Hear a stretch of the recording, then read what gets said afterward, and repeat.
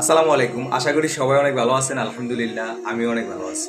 আমাদের দুঃখের সাথে কিছু কথা বলতে না চাইলেও আমাদের বলতে হয়। কিছু কর্মকাণ্ডের বিবরণ না দিলেও আমাদের দিতে হয়। আমাদের বাংলাদেশ একটি মুসলিম রাষ্ট্র এবং এখানে ৯৫% মুসলমান। আমরা চাইলে অনেক কিছু করতে পারি। কারণ আমাদের সংখ্যার দিক দিয়ে আমরা অনেক আগানো।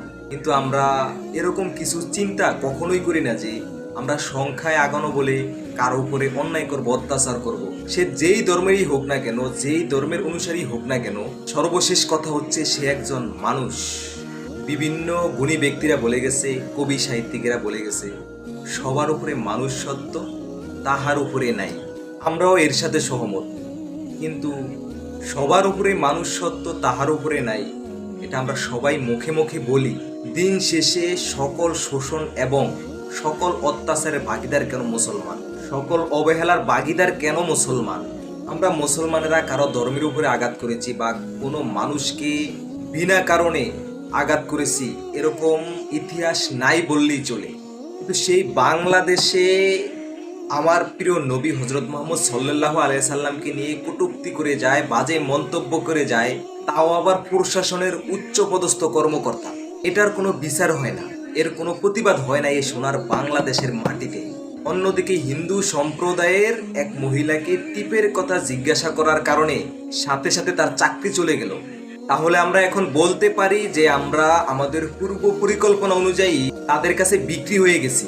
শুধু আমাদের মধ্যে হাতে গোনা কিছু মানুষ বিক্রি হয়ে যাওয়ার কারণে আমাদের মানচিত্রটা আস্তে আস্তে ক্ষীণ হয়ে আসছে।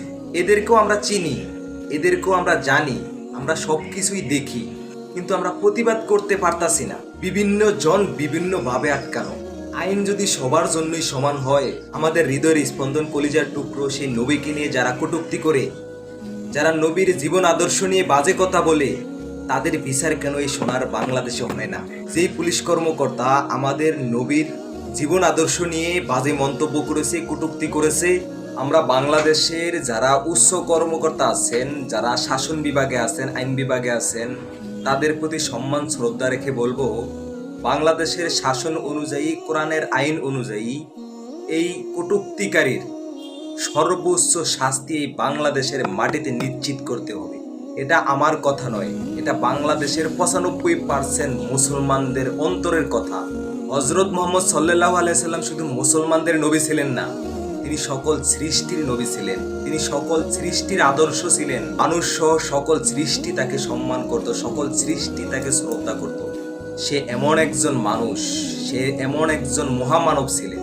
তাকে নিয়েও কিছু দেশের কীট, সমাজের কীট, জাতির কীট বাজে মন্তব্য করে, কটূক্তি করে।